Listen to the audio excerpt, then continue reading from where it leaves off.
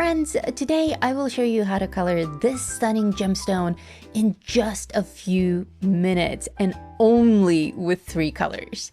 It may look involved and complex and maybe even a little overwhelming, but it's actually super easy if you know the right steps.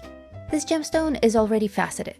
You can tell by the lines that I've drawn for you to indicate that this is a stone that's cut. The first thing that we need to decide is what kind of a precious stone this is going to be in the end.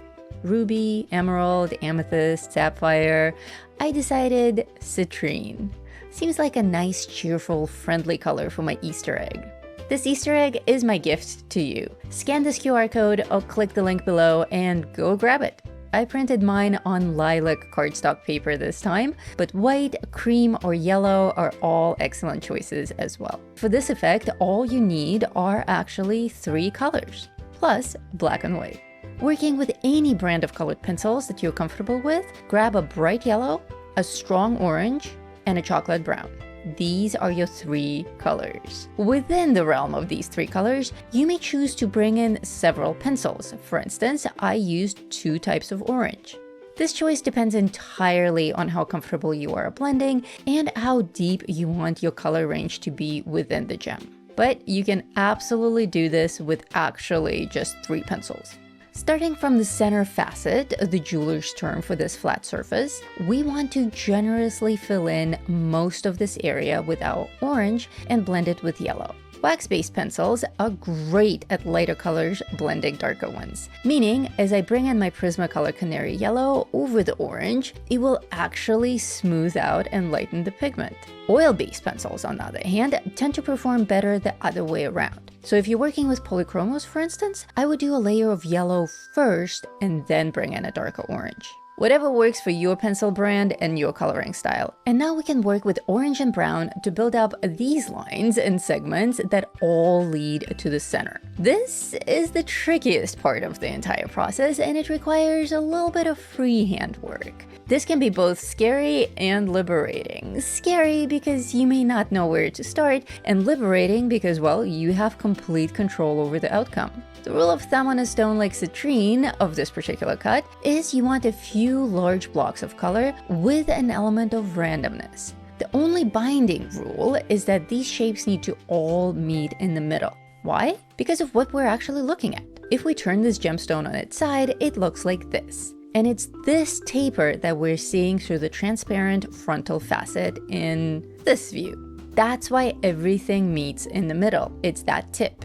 With more brilliant stones, like diamonds, we get a lot more lines and almost like a starburst effect in the center. I teach how to color every imaginable cut and type of stone in my course, The Complete Guide to Coloring Gemstones. I'll drop a link below, check it out after the show. As a former jeweler and an artist and an art teacher, I have a special take on how to demo gemstones in a way that you guys can apply the effect to any coloring page from here on out.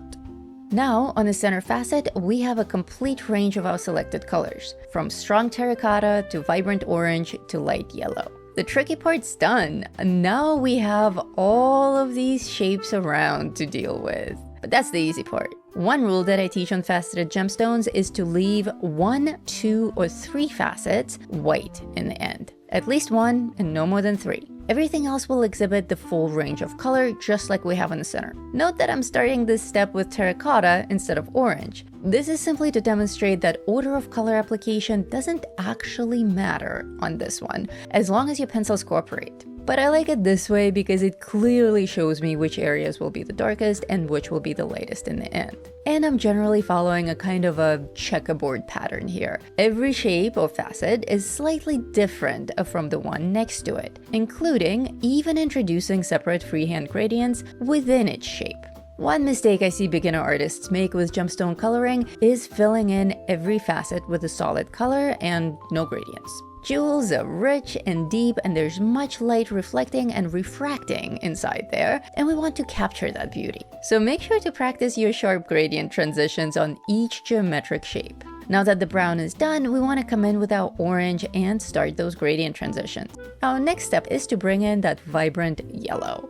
I'm really making Canary Yellow do all the heavy lifting on this one. Isn't that just stunning already? With Prismacolor being wax pencils, working in this order from dark to light colors allows the lighter pencils to act as blenders, meaning our layers of pigment are actually physically getting smoothed out, which is great for gemstones. After all, this is a surface that needs to look glossy. But the downside of blender pencils is that they can also water down the previous colors. This is why I always bring my stronger colors back again. Now with my orange and brown, I have full control over the sharpness of detail all around the gemstone. I also recommend keeping your pencils crazy sharp for this type of coloring. Our color work is done, but remember what I said in the beginning, we also need black and white. Black is daunting on something this vibrant, but don't neglect it. It's very important for a truly crystalline look. And where we want to add black is to, well, first I decided to add it to these areas between the pearls just because they were bothering me. But once you're done with feeding your OCD, you can come back to your citrine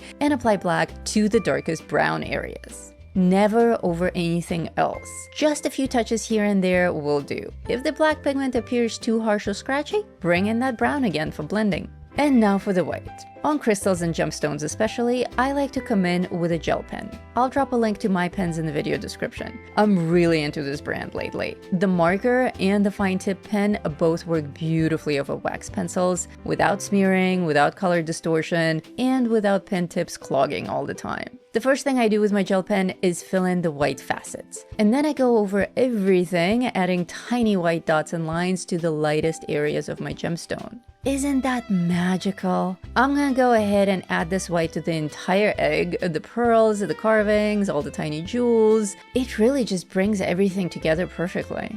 Now you know how to approach a coloring page with a faceted gemstone. But what if what you get on a page is just a circle or an oval? Watch this video next and learn how to turn a simple round shape into a striking cabochon gemstone of any color. Those of you who are already going through my complete guide to coloring gemstones, I expect to see this egg colored with all sorts of different gems. Amethyst, aquamarine, ruby, garnet, which is different, peridot, anything. You certainly have the knowledge base for all of these and more. Happy Easter and happy coloring!